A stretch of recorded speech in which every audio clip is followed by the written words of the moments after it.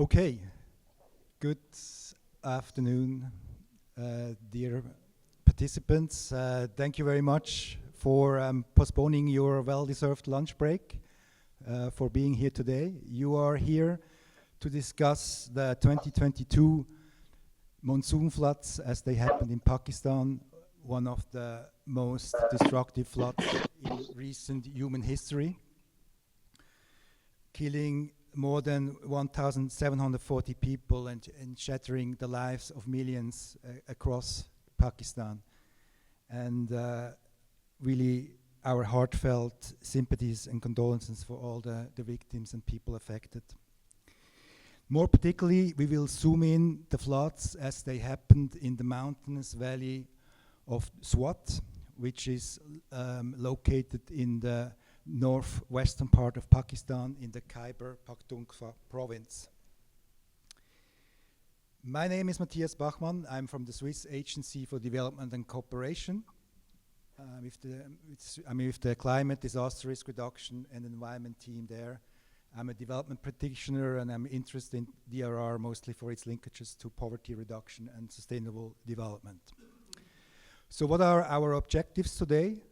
Our objectives are really threefold. First, we want to understand why those floods happened. Secondly, we want to find out why the floods were so destructive. And thirdly, we want to identify measures to ensure that similar such events in the future do create less havoc and damage. So recommendations for building back better. We will do so having a closer look at an flood event analysis, which was commissioned by the Swiss Agency and the Federal Office of Environment after actually a rapid operation that we undertook and proposed to the authorities in Pakistan, rebuilding schools, rebuilding water distribution systems, and also building suspension bridges. So thereafter, we approached the authorities of the Islamic Republic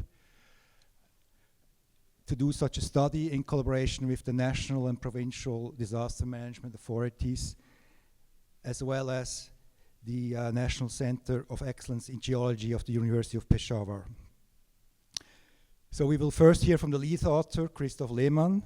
We will then have two distinguished experts, which are Mr. Mohammed Shafiq from the University of Peshawar and Naraya Carrasco from the World Bank, reacting to the study. And then we will open for question and answers, and please note down your questions and comments already during the presentations if you can. We really would like to have an exchange with you if possible. And then we will end with concluding remarks by Dr. Kaiser Imran from NDMA, the National Disaster Management Authorities of Pakistan. So now it's really a great pleasure for me to introduce to you the first speaker, who will join us live from Bern, Switzerland, Christoph Lehmann. He is with Lehmann Consultancy. He has over 25 years of experience in disaster prevention, hydrology, and hydraulic works. His passion, let's say, is really to understand floods, their linkages to river morphology, to sediment transport, and hydrology. So his aim is really to support people to reduce the impact of such floods. With that, Christoph, live from Bern, Switzerland, please take it away. Thank you, Matthias. I would like to talk about the event analysis of the 2022 monsoon floods in the Swat Valley, Pakistan, that we had done last year. The video in the next slide gives an impression of what the event was like.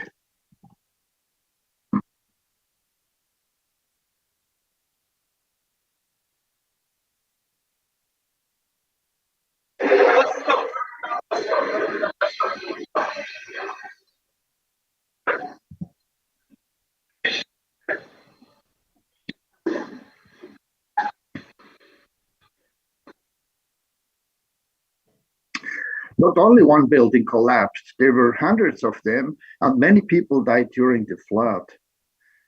You might wonder why we did such an analysis. We have to learn from the event. We have to understand first how the event unfolded before we start to recommend any measures. Above all, we should know what processes have been involved, what caused the damage.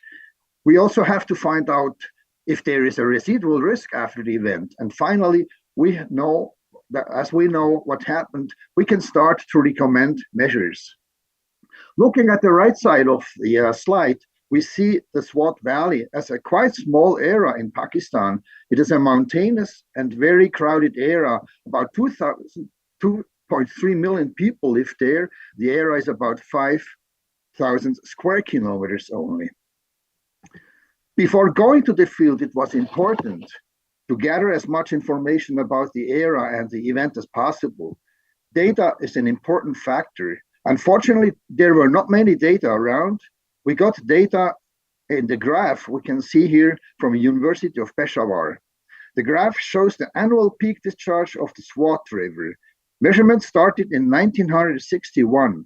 Besides the 2022 event, there was one of the same magnitude in 2010, as you can recognize in the graph there.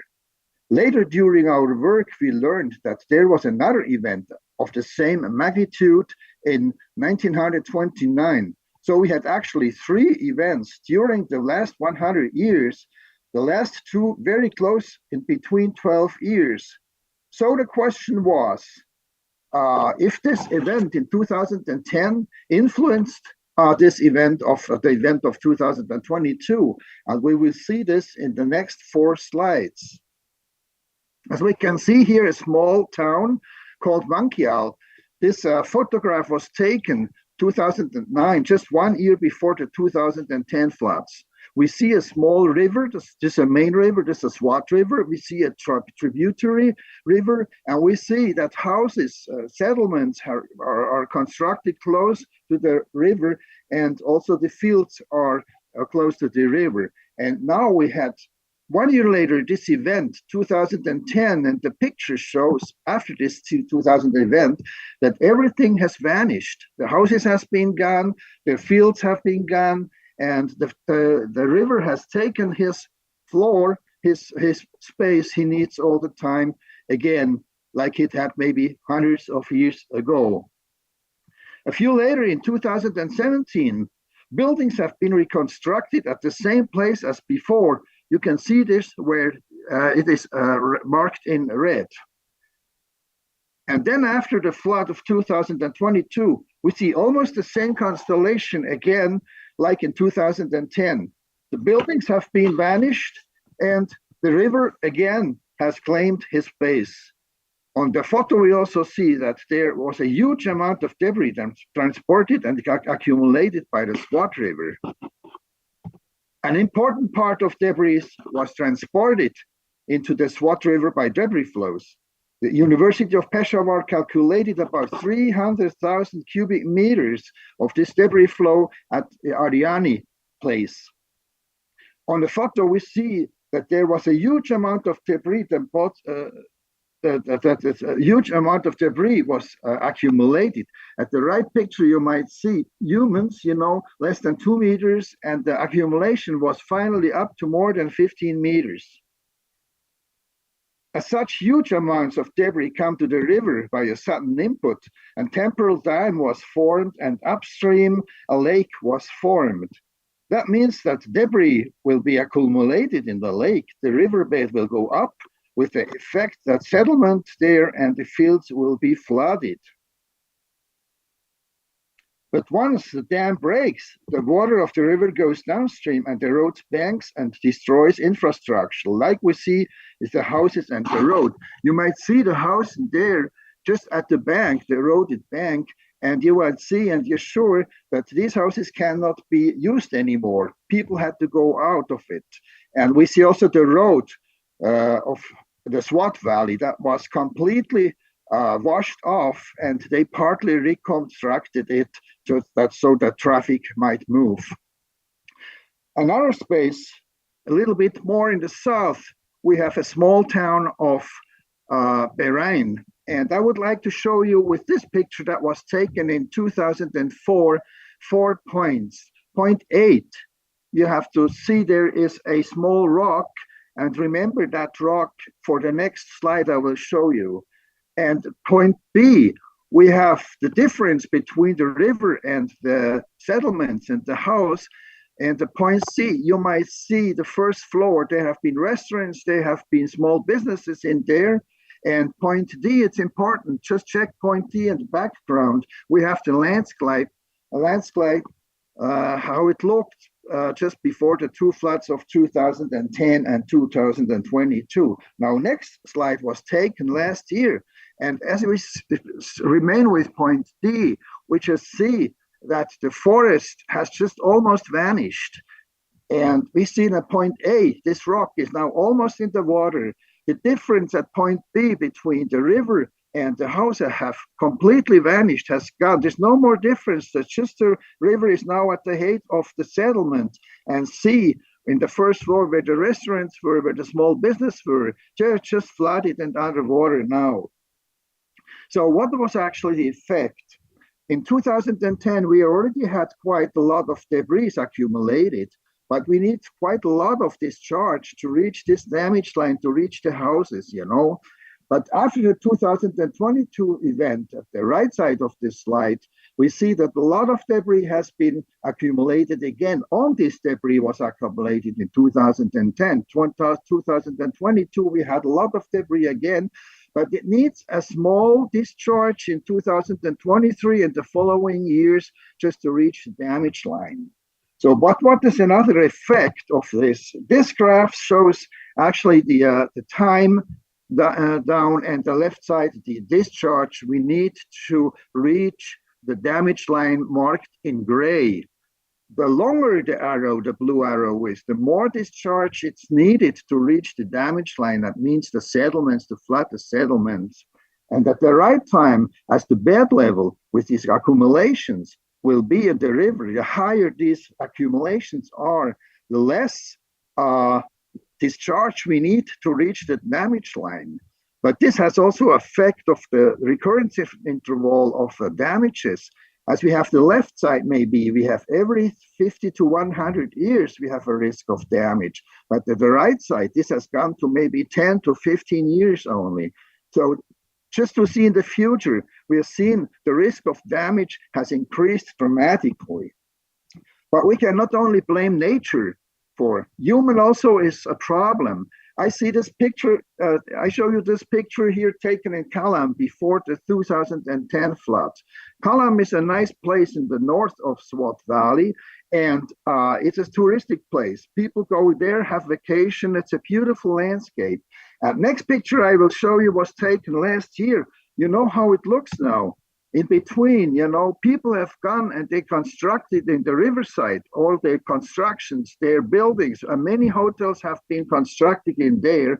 And you can see the risk, of course, is done also by human. This human nature conflict is very high in the country because we have a lot of people, and it's a mountainous country, and people have not, they cannot go anywhere in this side. They have to construct near the river. So what is actually the problem? That's what I mentioned already. You know, people are going to do are constructing their buildings. The flood comes, and people rebuild it at the same place again. And after the flood of 2022, building will be reconstructed at the same site. But there is a law already existing since 2001. It's called the Northwest Khyber Province Rivers Protection Ordinance. And this law is not known, but if it was known, people will not follow this law. So we have this problem actually of this kind of, knowing people have to go in the river. And we see for the question, if the residual risk is high, we have to say, yes, it's very high as we consider this riverbed degradations and the bank erosions. You remember when I showed you the picture with these houses that were on the bank and were partly destroyed and people cannot live in there anymore. So we have actually some conclusions.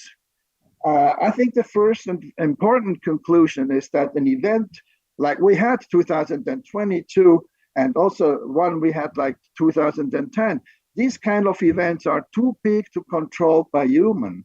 We cannot go with small measures, a wall here, some dam there, just to control this event. The event is too big. Nature is too big for us. We cannot really control this. And we have seen that this 2010 flood influenced the 2022 flood. You know, remember of the riverbed degradation, the erosion. You remember the picture I showed you when the 2010 flood already made the bed for this 2022 bud. And we have seen that the spatial conflict between human and nature is quite big. Remember the slides I showed you in Kalam, you know, people are going to construct inside there. And it means that in the future, we have more damage to fear. And as we say, actually the potential risk in the future for damage has increased. We have also to think that population is growing. It's growing by many percent per year. And it's a question of where do the people go? They will go to the risk areas. And the last one, I think, is important that we know that data is missing. We just had 2 weeks to do our study. It's a very short time. So we were not able to answer any question. But if we like to do any study in the future on our modeling, it's important that we have data. So I'll come to the recommendations now we're done.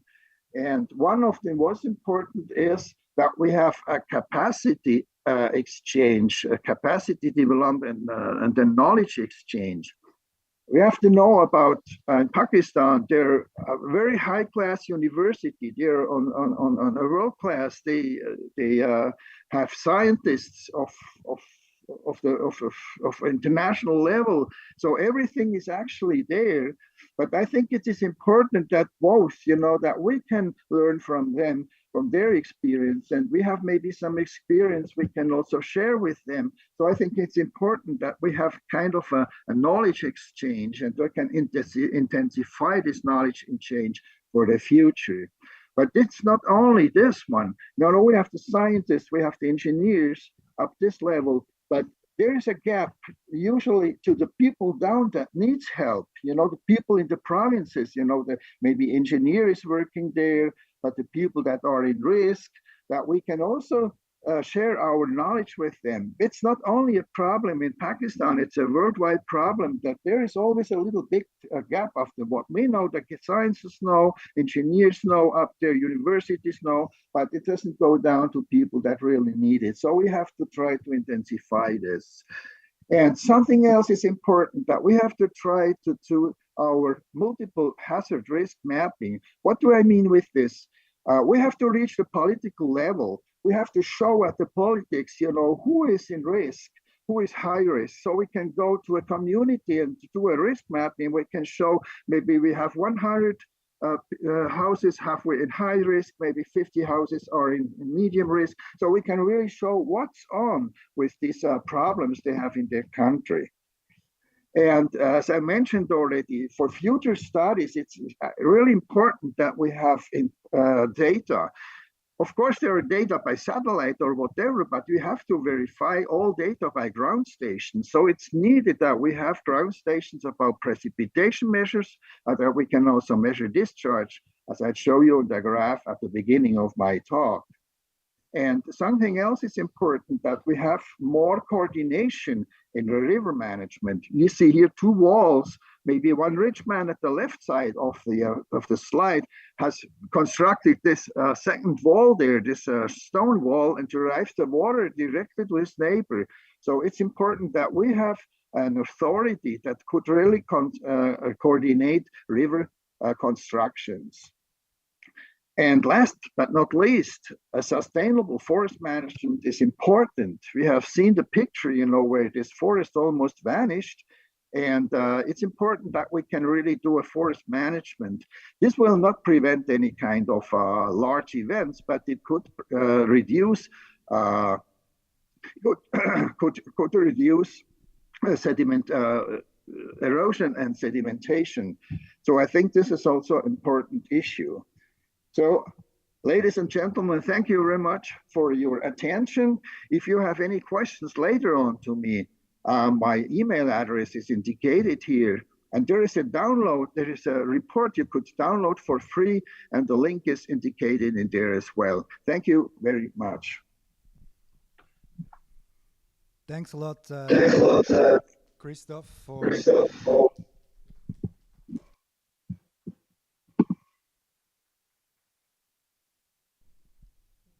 Thanks a lot, Christoph, for this very insightful presentation and for highlighting the challenge which we have in this very narrow valley, not much space, the difficulty to bring such an event under control by humans, which is nearly impossible. But also for highlighting some measures for building back better, which we can further deepen in our conversation with the other colleagues. Now I would like to introduce the second speaker, Dr. Mohammad Shafiq. He will join us live from Peshawar, Pakistan. And let me first say Eid Mubarak. It's a very important holiday in Pakistan today, and particularly grateful that you take the time to join us here. It's really really thankful for that. So Shafiq, you are an associate professor at the National Center of Excellence in Geology at the University of Peshawar. You are also the director of the GIS and Space Applications Laboratory. Shafiq has really 2 decades of experience in multi-hazard assessment, in GIS and remote sensing, particularly also for geohazards, natural resource management, and exploration. He's a principal investigator for many national and internationally financed research projects, and his current focus is on the beautiful mountainous areas of northern Pakistan. So, live from Peshawar, Mohammed, you have the floor, please. Thank you, Matthias, and good afternoon and good morning from Pakistan. Eid Mubarak, thank you very much. I will just try to be quick on the what has happened in Swat and why actually it's been happening. A little going back to the history of Swat. Swat is as Christoph already mentioned, it's a district in north of Pakistan, but topographically it's quite rough terrain. We have rough terrain there, and climatically also it's a monsoon season. So monsoon means that you have the most of the rain actually in 1 of 2 months that cause the floods. So climatic, historically, the district Swat is also prone to historic flood. Like in 1987, we had a big flood, 1992, 2001, and 2010. But if you look at these numbers, as also Christopher mentioned, there's a gap between these. But what we have seen in recent past, that because of the climate change-induced global warming, increasing temperature that triggered the melting of glaciers in Swat, and also the changing pattern of precipitation, the flood frequency has increased significantly. In the last almost 3 years, we are seeing the flood almost every year now. As Christoph mentioned, in 2022, we had a big flood event in that year that caused many damages. A lot of people were being killed. 2023, we also had the flood in the same region. And even this year, what we have seen in this year is also quite astonishing for us, also quite surprising. In 2024 year, we see big climate change. We didn't get, usually we get the snows actually in December and January that got solidified in this February and March. But what happened this year, we had no snows in December and January, and we got the very late snow in February, which didn't get time to solidify. And then in April 2024, we got the highest rainfall since 1961. So highest rainfall we got in this was almost 50 years. And then we had a heat waves nowadays. Just yesterday we had the Eid, but that was the warmest day of the whole year so far. That's what actually been seen. So we had the rainfalls and then followed by heat waves. And then also we had the flood warning in 2024 also. So you can see the frequency has increased significantly. Now we are almost seeing the floods almost every year. But with that also, climate-induced and human interference also has changed the changing nature of the hazard. Initially, we had only floods there, but now with the human interference, like as Christoph mentioned, there is a cutting of forests upstream, human exposure to the disaster that has actually leads from the flood into debris flow and landslides. And if we look at the impact of those, it's quite significant. I mean, in flood, maybe there can be houses we can sustain, but in debris flow, it just vanishes everything that comes in the front. So the impact is quite significantly higher that way. But the worst part is concerning the climate projection that show there would be increase in precipitation also, and also there would be shortening of the monsoon season, and also the land use change pattern because of the increased exposure into the floodplain areas, population increase, the flood-induced risk would be also higher in this coming future.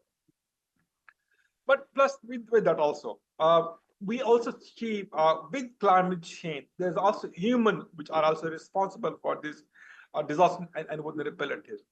And as also Christopher mentioned, I mean, this area, we even look at the maps here, we have mapped the floodplain, which is the active floodplain in that area. But if you look at the second map that we've seen, which shows the houses that are built right inside the floodplain. So we are seeing that because it's a touristic spot, most of the hotels actually trying to build close to the river. But building close to the river means they are actually building the hotels and the restaurant right inside the floodplain. So, and that because if there is a big event, even not even a big event, a normal flood event happen, all these houses, all these buildings, all these hotels are completely flooded. And that's the same you can sort of see in the picture on the here. And we see the situation before the flood. We are seeing that actually the river and the roads and hotels are built inside the floodplain. And when there was even a mid-level of flood, all these roads, all these hotels are being vanished away. So the human also has to play a big role in this case to increase the vulnerabilities of infrastructure and also the community to the flood. And as what we propose here, and also partly also mentioned by Christoph, one of the problem in district Swat is that it's been frequently affected by the floods, but there is very less data. And that's why what we propose, actually what we plan to install a dense network of hydrometeorological sensors to help us monitor the climate, help us monitor the weather changing pattern, also how much discharge is happening in that area. And we can use that data coming from those sensors into the AI, artificial intelligence-based comprehensive flood and debris flow modeling. Okay, that will tell us why things happen and which area can be inundated in different level of the discharge. And that will also help us very significantly to do the risk analysis, preparedness, and also early warning. And unless we don't have these sensors, this data, it's hard to do this modeling right now in that area. With that, because the area is not prone to only single hazard, like only the flood. We have seen that in the area, we are seeing the increasing occurrences of the debris flows. The area is also seismically active. So there were actually records of very big earthquakes in that area. We're also seeing the increasing occurrences of the landslide. So because of those multiple hazards, we propose there should be multidisciplinary, because it's not only science, we also have to social community, also the preparedness, also the policy guideline. So multidisciplinary, multi-stakeholder, and dynamic multi-hazard vulnerability risk assessment. Why we call it dynamic? Because the climate is changing in that region. Right? We are seeing that there would be increase in temperature, there will also be increase in precipitation.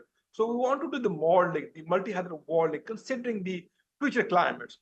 Probably what is happening now might not be applicable for 2 years from now, because look at the so high frequency of changing the climate. So we want to understand how the future climate will look like, and based on that, we can do the multi-hazard risk assessment, looking at the future climates. Plus, we also propose there should be nature-based solution for disaster management. We see there are very good studies actually where they have tried to stabilize the slope. They have tried to regenerate the forest to slow down the erosion that will actually really help to stabilize the slope and also causing the debris flow. With this, public awareness is critical. Because if we do science and we don't take the public on board, probably we will not get the result that we expect from. So we strongly propose the public should be involved, the community, the policymaker, the local government, and also the national government. They all should be taken on board for developing those policy to help disaster management activities. With this also, the last proposal we had, that there are buildings in that area, hotels, but unfortunately, they're not following the engineering guidelines. So we also propose to the government also, we try to talk with the government also to ensure there is engineering guideline for disaster resilient buildings, for building a hotel industry, and also to help building build back better. With this, I will stop you, and I will be looking forward to take more questions if there are some. Thank you. Thank you very much.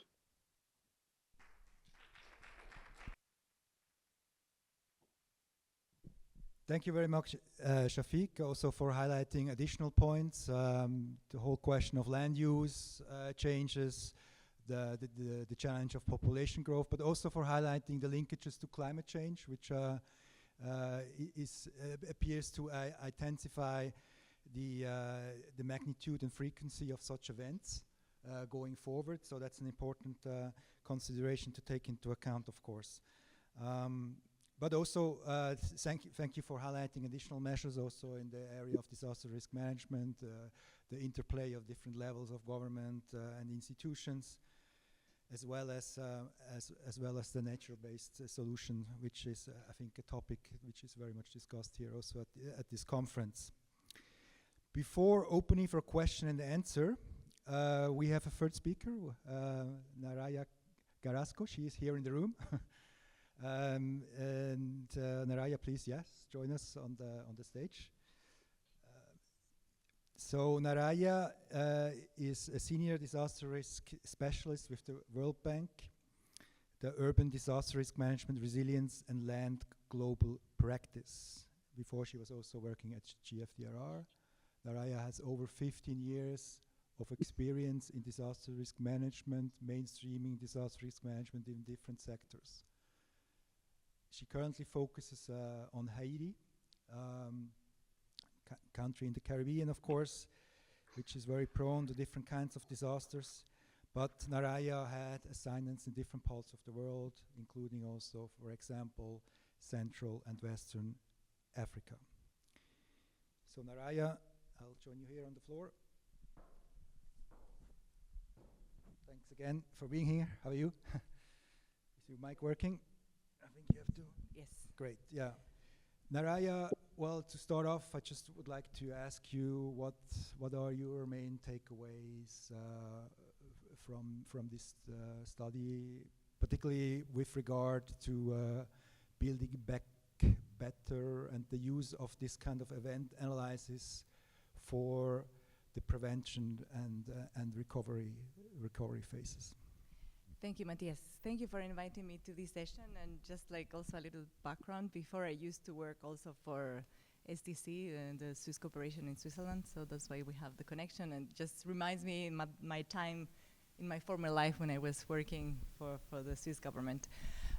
Yeah, so this study is particular because we are used to having analysis assessments mainly for assessing the damages, but not really understanding what really happened during the event. And we can see here that it is really important to not only assess the damages and how many losses and damages we had in monetary terms, but it's also important to know what really happened in nature, in the valley itself. And we can see that the 2010 event already changed the morphology of the river with all this accumulation of sediments, increase the bed floor, creating actually a higher risk. And then when we had the rain in 22, there was the conditions to have a higher impact. And I think that is very important to notice, that depending on what hazard we are assessing, that previous event can really have an impact and increase the risks that we have. So now the Swat Valley is probably very particular because it's very narrow, and people are living in that very narrow valley. There is not enough space to really go somewhere else to settle and have your buildings and houses and living there. But I think for this study is probably very important for the government of Pakistan because it really shows how past events can influence future events. And it's really good to understand that because that is increasing the risks that we have now. And now with all climate change, we're having more rainy events, but in this situation, we don't need like a big rainy event or big flood to have big damages because the river bed is already very high, as you mentioned in some of the images. It's impressive to see that before it was like several meters below, and now it's just the water is just on the windows of people. So that's something that needs to be considered in everything related to not only building back better, but also on the prevention side. There was mentioned all the land use regulations and enforcements of all these laws that exist since 2001 or 2002.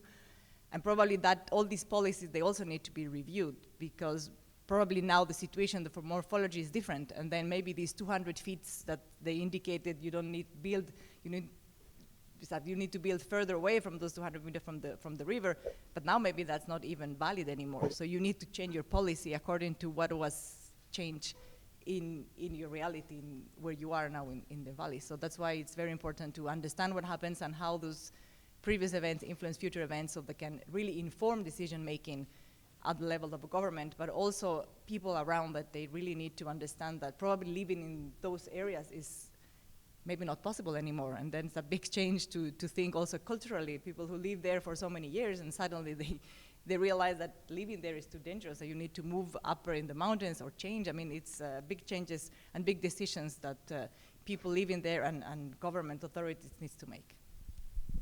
Thanks a lot, Naraya. You have mentioned the event analysis as an instrument, and I was wondering, at the World Bank, post-disasters, you have different instruments that you are applying. I mean, the most famous perhaps is the post-disaster needs assessment. So there's various also great, I think, rapid assessments to assess the damage of the post-event.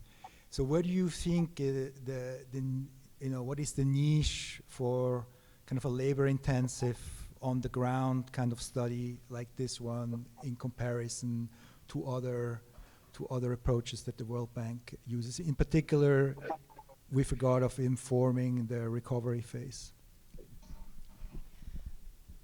Well, this is, this is very different from this PDNA or post-disaster risk assessment because the objective is totally different. Now, PDNAs and all these rapid assessments is to really have a picture as quickly as we can of what are the damages, the losses, and how much it will cost to rebuild, which are the most affected sectors. It is usually housing in most of the cases, or then transport or energy, education. So that has a different objective. Here was really to understand the process itself, how the hazard influenced the rain, the rivers, the morphology, how everything changed, and how this influences the building up of more risks in this case. So, but I think that it's good to do this kind of analysis to really better inform all the disaster risk reduction measures that we need to put in place. And in terms of labor intensive, you said, these PDNAs, they are done with the government, all the sectors. The World Bank is involved, the EU is involved, the UN is involved. It's a huge exercise. And the other, you mentioned GRADE is a faster analysis, that was a method that was developed also at the World Bank in GFDR, that uses more global data, existing data, and to try to quickly also in less than 2 weeks to have an idea of which ones are the most affected sectors and how much it will cost to rebuild so that donors and the government can start planning for the reconstruction. In this case, you did it also very quick assessment in 2 weeks. I understand that it's based mostly on expert knowledge, but do you also use satellite imagery, and you have drones, and the University of Peshawar, I think, was also involved in some aerial pictures, and you analyze it with what was available at that time. So I think it's still valuable, even though you said there is no really data from the event, but at least you were still able to assess and provide a very interesting result, saying like, hey guys, here the risks are higher, you need to consider this. Past events have influenced future events, and that will continue in the future. So I think it is important, even though with little amount of data with what was available and expertise that you have in Switzerland with Peter Lehmann or others, it's really important because you can very quickly have an assessment of what happened and then inform decision makers. And I think this is very valuable, especially because in developed countries, we don't always have all the data we want. Nothing is readily available. In some cases, it's more complicated than others. But it shows that it's possible to do when you have the right expertise and you know where to look for available information. And so it's possible to do it, and that's high value, I think. Thank you very much, Naraya, for highlighting the usefulness of such a study. There's one question which is still bugging me, which is, it seems that at the heart of this disaster has been this whole question of sediment transport, of erosion, of riverbed aggregation, and then this dam creation and so on. So my question there is, I mean, and with the understanding that this kind of event, as Christoph said, cannot be brought under control by humans. Actually, Christoph, I was just wondering, is there any measure that can prevent this sediment transport and riverbed aggregation in the first place? Or, I mean, is there realistic approaches, which are feasible in such a context? I know that, in some places in Europe, they would also, lower the riverbeds once in a while. I know in Switzerland they do it, so that this kind of residual risks are decreasing. So, Christoph, do you think that could be an option in the Swat Valley?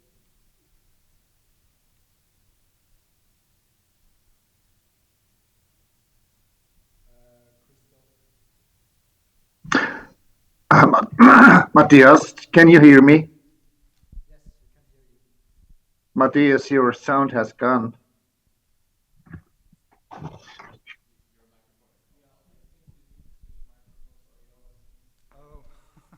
sorry about that. Matthias? Yeah, sorry for the audience for the repetition. So, do you hear me now? Yeah, you're back now. You're back now. Yeah, sorry about that. We had to switch microphones. No, my question was, the whole, at the heart of this disaster was really the sediment transport, the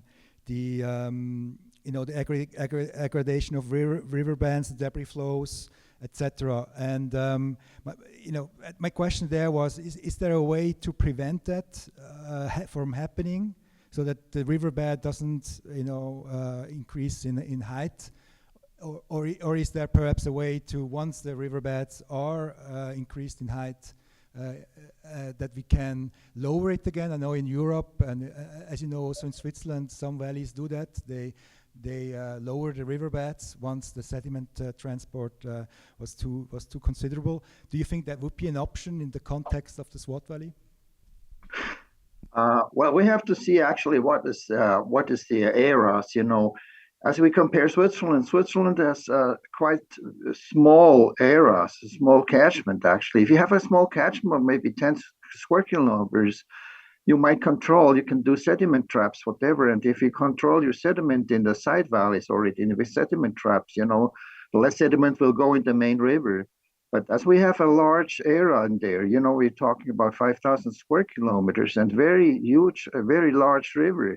So this kind of control is not really possible because, we have such amounts of sediments. We have talked about maybe 300,000 cubic meters coming in one event, as I showed this example.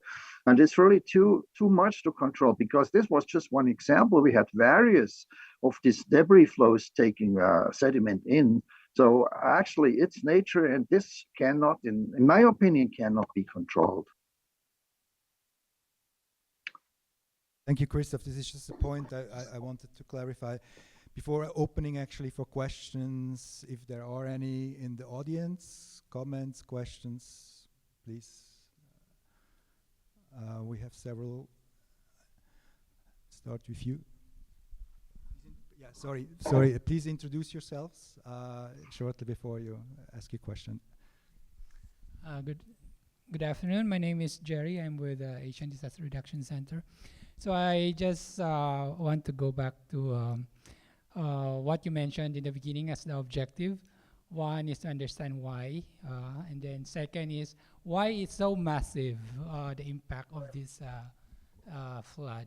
And I think that's the point where I didn't get some of the results. Why so massive impact of these floods? Shafiq, maybe, do you hear the question? Can I address it to Yes, you? Why was it so? Why was the destruction so massive? What is your take on that? Yeah, thank you very much. I mean, it's quite obvious. One of the reasons that I mentioned earlier that I mean, usually we had the floods there, but because of the last few years of the human intervention of the cutting of the forest, we see very high rate of erosion. That has actually leads to the debris flows. So from the flood, now we see the debris flow, and debris flow with a very high intensity and also high velocity that actually vanish everything. That is one. So we don't have flood, we have floods plus debris flow now, which is higher velocity. Secondly, there is very high exposure. As I mentioned in my talk also that most of the, not most, but actually there are a lot of hotels, construction, roads built right on in the floodplain, an active floodplain. So even if there is a mid-level of rainfall, actually trigger the erosion, debris flow, and then the flood. Even if mid-level of flood, the house is built inside the floodplain, the roads, the hotel, they actually vanish away. I mean, they're swept away. And that has actually caused the intensification of the damages here. Thank you, Shafiq. We have the next question. Yeah, hi, Tessa de Boer from the Climate Center of the Red Cross. I had one comment. I think something that came out after the 2022 event was also the fact that climate change had a major impact. There was an attribution study done that found that it was multiple times more likely to have this amount of rain due to climate change compared to pre-industrial levels. So I think that's relevant to mention. And I had a question for, I guess, the panel speakers. You really clearly explained a lot of the physical dynamics that led to exposure of communities in the Swat Valley. But we also know that, of course, there's other vulnerability drivers, such as displacement and also large refugee populations in the broader area, also given the Afghan crisis just before the floods happened. Was this something that came up for you in your analysis, and how can we better connect these sort of physical studies with the understanding of vulnerability of communities as well, especially those that aren't captured in some of the data and assessments? Thanks.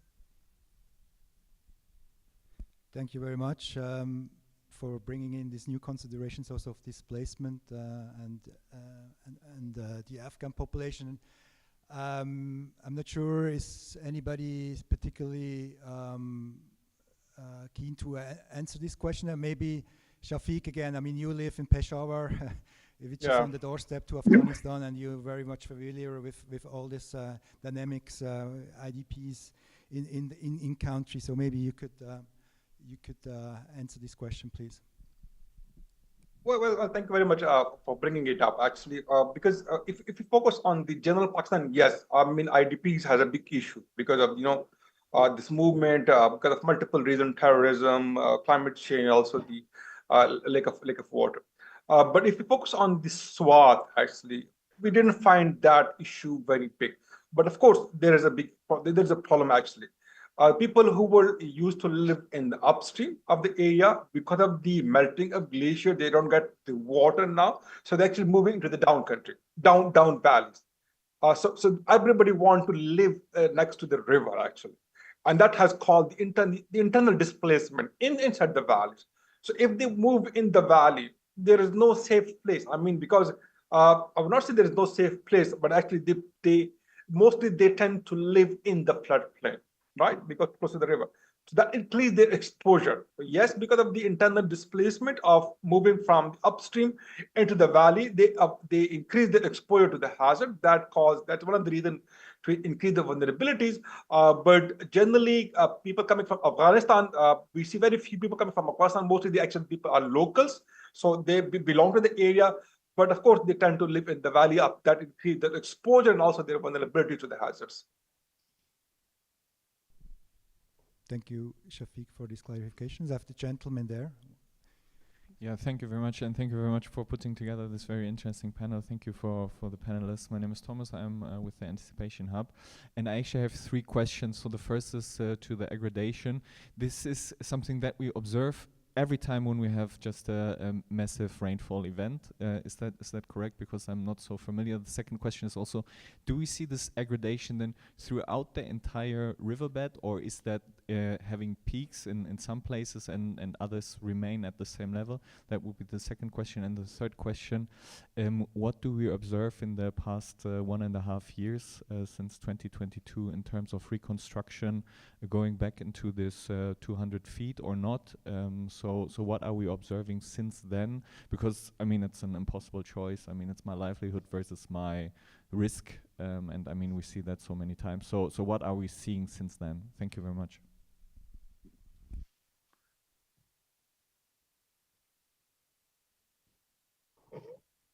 Thank you very much for these interesting questions. Maybe the first 2 questions, Christoph, I hope you heard them. So the question is this riverbed aggradation happening each time we have we have floods in the valley? And also if there are, differences along the river in this aggradation, and are there peak areas and others where the aggregation is less pronounced? And then the third question I would then like to ask again to Shafiq, perhaps what you are closest to the Swat Valley. So what have you seen in terms of reconstruction since the disaster in 2022? Christoph, first to you. Yes, thank you for the question. I think the first question was if this aggradation happens after every rainfall. I think finally this is a river morphological problem. There are aggradations happening at special places in the river. You have to have the river has to be quite wide. The river has less slope, whatever. Then you have this kind of aggradation. If it happens in any kind of rainfall, that depends. You cannot say in general it's the same, because you have a large event, and then we have at the special places in the river, we have this kind of aggradation. But we have decades or years or decades to come.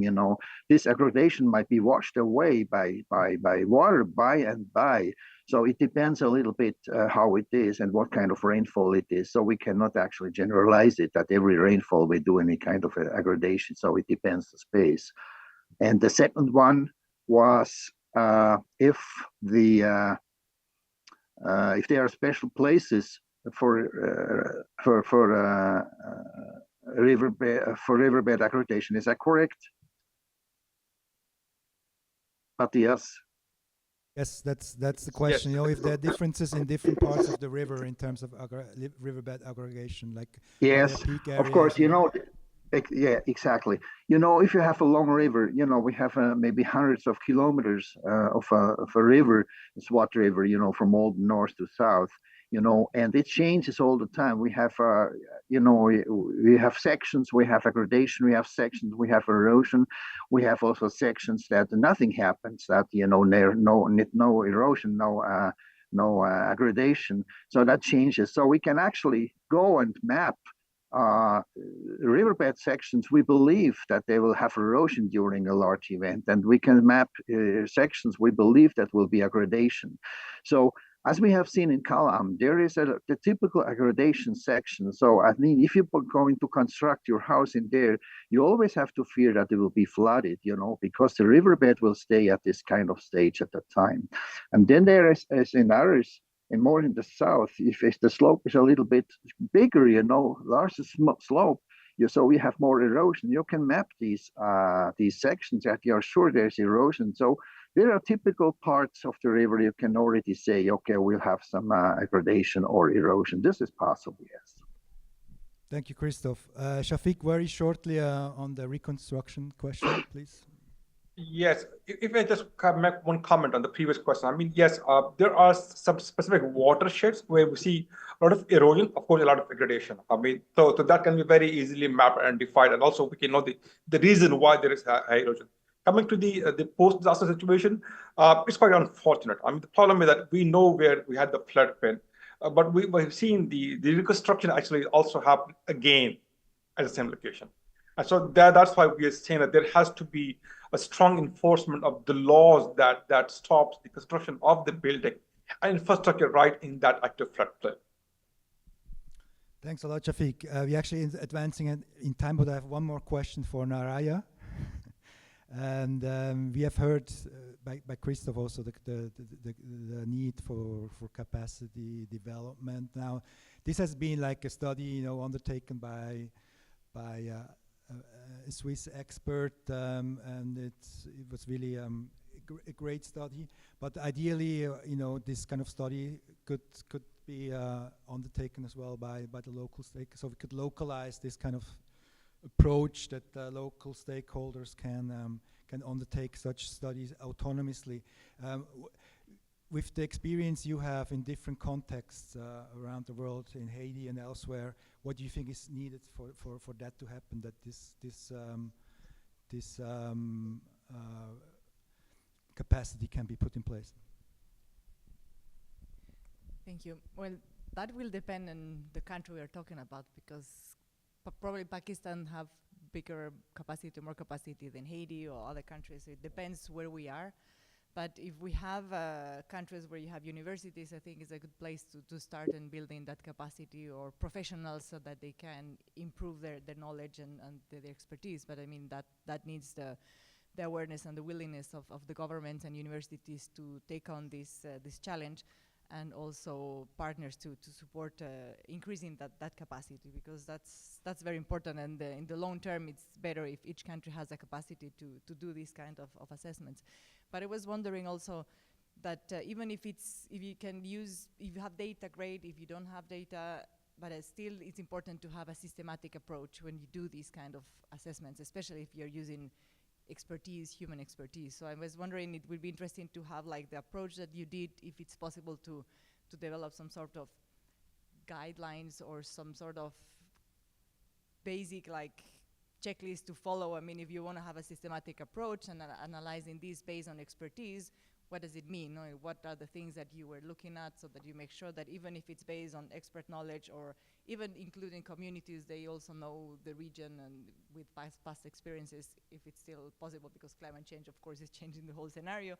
But I mean, it would be interesting to take like different approaches to increase that capacity. But I mean, of course, it's important that universities are involved, and with the support of different development partners, and also the willingness from governments to take this challenge on.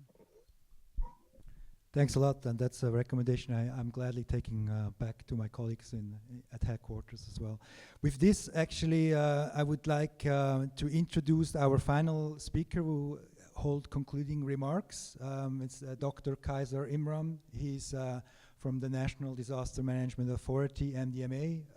As I said, NDMA closely collaborated in this study, and so Dr. Khyber Imran is a manager of methods and evaluation there, and he's particularly within NDMA part of the National Institute of Disaster Management.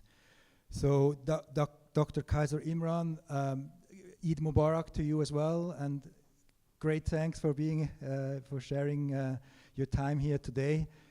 Please, live from Islamabad, you have the floor. Thanks, Susan, and welcome for this special event for us. I'm Dr. Khyber Imran, Director of Research in National Institute of Disaster Management, NDMA, Pakistan. So you know very well, NDMA, the National Disaster Management Authority of Pakistan, is undergoing a significant transformation of reactive to proactive approach in disaster management. This shift aims to enhance the country's capacity to anticipate and mitigate the impacts of natural and human-induced disaster, leveraging advanced technologies and comprehensive planning. We have taken some proactive measures like National Emergency Operations Center. A state-of-the-art facility has been established, equipped with satellite feed, softwares, and artificial intelligence tools to create a national common operating picture. This will enhance digital risk assessment, early warning systems, and preparedness strategies. We have policy and planning. The NDMA has formulated the National Disaster Risk Reduction Policy and the National Disaster Management Plan. These policies aim to mainstream disaster risk reduction into development processes, improving national resilience against potential disasters. Utilizing modern technologies, including AI and satellite data, to better predict and respond to disasters. This approach allows for more effective risk assessment and early warning systems, crucial for timely evacuation and preparedness. There is an emphasis on collaboration with federal and provincial stakeholders as well as international partners to reduce disaster risk, enhance preparedness, and establish swift response mechanisms. The NDMA's strategies include resilience infrastructure, development, improved disaster preparedness, adherence to building codes, efficient water use, management, sound agriculture practices, and increased afforestation. We have developed the remodeling of NDMS practical approach. We have two success stories like Bipojoy, the cyclones. We have evacuated the people safely from the coastal line. And we have, as Mr. Dr. Shafiq has mentioned about the 2023, the floods in Satluj, we have timely response and evacuated the people, and we have successfully respond, and there is no single loss of life. So we have faced the flood 2010 and 2022 as Mr. Cross briefed very well what they have done in the Swat Valley, their research and the analysis and the recommendations. So on the basis of these all such type of things, we have done and established, as I mentioned, the National Emergency Operations Center, and we have also established the mobile app. We can be predicts and foresee the weather system. We are trying 4 to 6 months the predictions and the well time, and regarding flood and regarding Swat Valley, we have also Department of Infrastructure Resilience. We made some conclusions, and we're trying to design the infrastructure regarding according to their area, as we are have different extremes of areas in Pakistan like the GB and Upper KPK and Punjab and Sindh and Balochistan. We have the different extremes of anomalies like loss, avalanche, landslide, flood, seawater intrusion, and and so many disaster being Pakistan we are facing. We have a lot of experiences about the capacity buildings and the facing like disaster. As the one of the speakers mentioned about the academia of Pakistan must participate and come forward and cater these problems. And being the NIDM representative, National Institute of Disaster Management, we are directly coordinated with Pakistani universities with the international universities, as Mr. Shafiq is in front of you, and we have also connected with the Swiss universities, Zero University of Applied Sciences, and the EPFL and the Leading House, and Christoph is in as one of those examples. So we are very much coordinated with all academia, and we are trying to get some best practices and suggestions, and we have launched last week a book of best practices, national and global best practices, and we have also launched the anticipatory actions in terms of frameworks and in terms of guidelines. We have well coordinated with our provinces, with the PDMAs and the DDMAs. So we have also shared our advisories and our alerts to their respective provinces. We have viable media. They disseminate all such type of information and like that. And I guess being the state of art and National Emergency Operations Center to satellite, we are trying to monitor our disaster. We have also launched. We have also launched.